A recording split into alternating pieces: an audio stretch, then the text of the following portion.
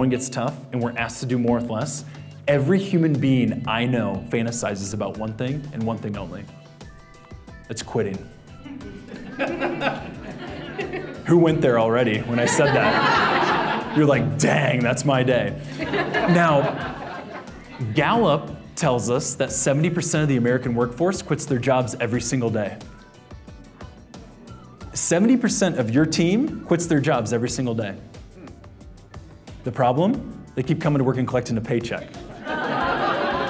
Catch that, Vince? Vince was like, yeah. Now, that's a shocking stat. Who's shocked by that? It's called active or passive disengagement. Now, what's the problem? Is that engagement's actually a choice. Engagement is workplace happiness. Happiness is a choice. Engagement's actually a choice. Now, how do we know it's a choice? I didn't know if you guys were gonna laugh at any of my jokes. I didn't know if you guys would bring the energy. I didn't know if you'd be carrying leaders and say hi to me. I didn't know if any of you would do selfies with me, but I still chose to engage for you. And it seems as if engagement's always my choice, and thank goodness. Why would I give my happiness to someone else? Engagement's always my choice, but what people do is they choose to step down. This is where we dream about being the Walmart greeter guy or girl. We were like, that would be a lot easier than this expense report I'm doing. Maybe we dream about, we're on LinkedIn at lunch searching for other jobs instead of helping the organization. Maybe we're hoping that that long-lost relative finally passes and we get the farm that can be subdivided and we can make passive income off the interest or however it works. We're not working against the company, but we sure as heck or hell aren't working for it. And so it's disengagement. Now, this is just about our human condition. It's not about bad people. This is where we default. And so when we step down, it doesn't feel very good. Like, it's not a proud moment. Like, no one likes to go home, and when your loved ones ask how was work today, or your significant other, or your friends, they're like, how was work? No one likes to go, you know what, I just totally slacked off.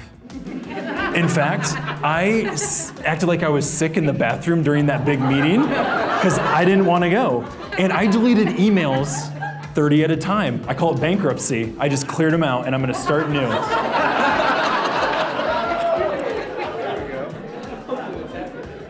That doesn't feel good.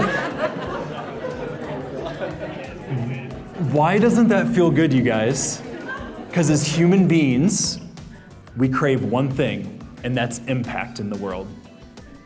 What do you do when you step down? You stop having impact, so it feels unnatural to your human nature.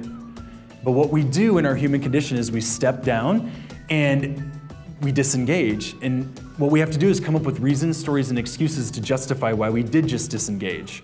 And what we call this is BMW driving, which is bitching, moaning, and whining. Now this is where, in the meeting, you guys are the leaders here, you roll out a new initiative. Say it's new software. Just kidding. Say it's a new initiative. And it's a massive potential for the organization. We got everybody on one system. It's gonna streamline what we're doing. All your notes are on there so we know exactly what's going on. We can track inventory better. We can really serve our customers in a modern way. Huge potential for the business. So you roll out the bold new strategy. In the meeting, your teams are like, oh my gosh, love that we're innovating. Working here is a gold star on my resume. I absolutely love this place. We are top notch going into the future. Thank you so much for this initiative. That's in the meeting.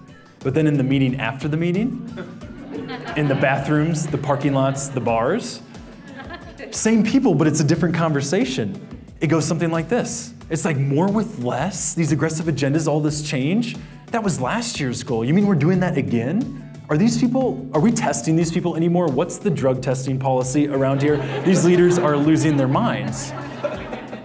And so it's completely different.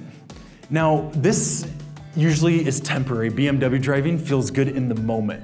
Feels good for a second, but what happens is those that are disengaged get with others that are also disengaged, and they collude and they come up with a list of what we call terroristic demands of all the things that would need to change in reality for us to give the gift of our work. And so it sounds like this. We call them kill the leader Monday morning meetings. Has anybody been the leader that didn't make it out alive? So you come in on Monday, You had a good weekend, you're ready to just rock it with your teams, and you hear this. Hey, do you got a minute? Now you guys are reality-based, no ego leaders. You say, actually I got 2 minutes, I got double the time you need. Good news for you, what do you got for us? And they say, you know, we've all been talking. This isn't what I think, this is what they all think. And I just thought I should let you know because everyone's scared to come to you.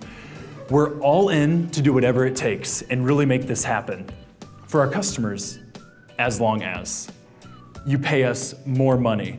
We have better benefits. We have less change, and if there is change, we're consulted on every major decision, as long as our opinion counts on everything that goes on around here, and as long as there's no manual workarounds, as long as there's no hypocrisy, and as long as there's better IT support, better software, better technology, a best friend at work, a second best friend at work, a jeans day, a pizza day.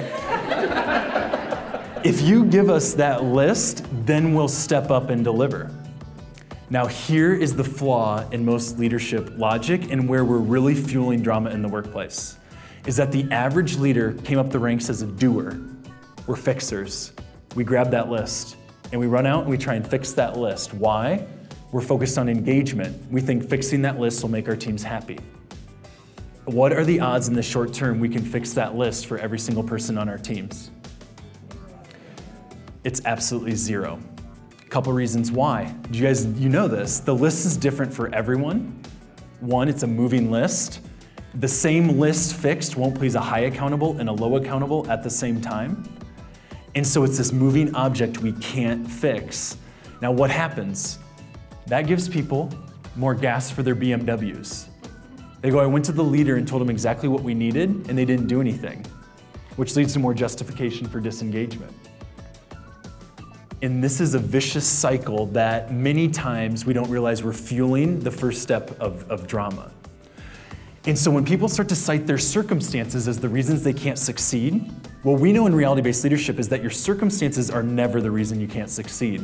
They're simply the reality in which you must succeed.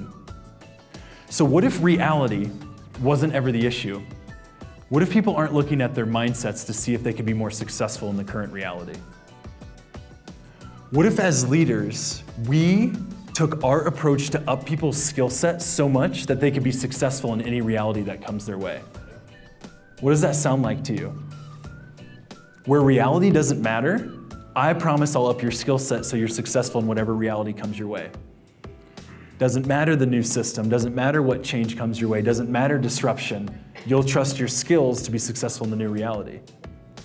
You guys see the difference there?